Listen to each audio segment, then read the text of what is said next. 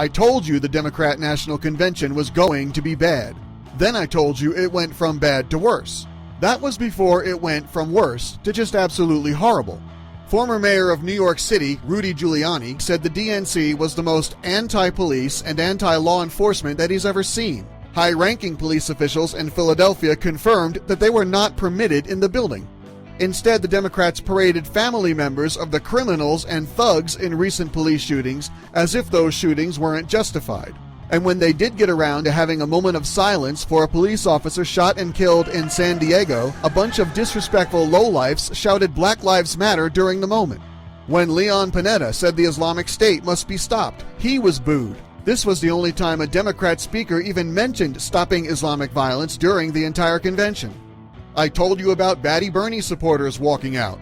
Well, Green Party candidate Jill Stein took full advantage of all the disunity and in an unprecedented move crashed the Democrat convention.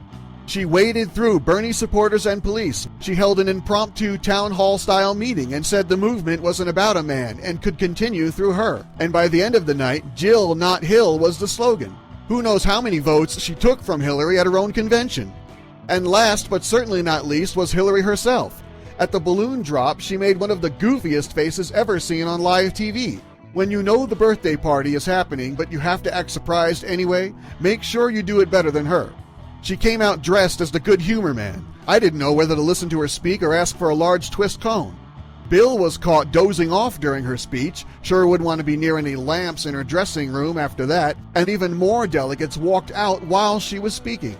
They didn't miss much. Hillary completely bombed. With all the emotional range of Keanu Reeves, she delivered a robotic, monotone speech worth nowhere near her usual $200,000, but it was everything we've come to expect from a woman with all the charisma of a speed bump.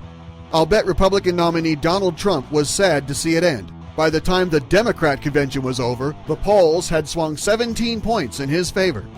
Thanks for listening. Don't forget to subscribe and donate at theraywarnershow.com.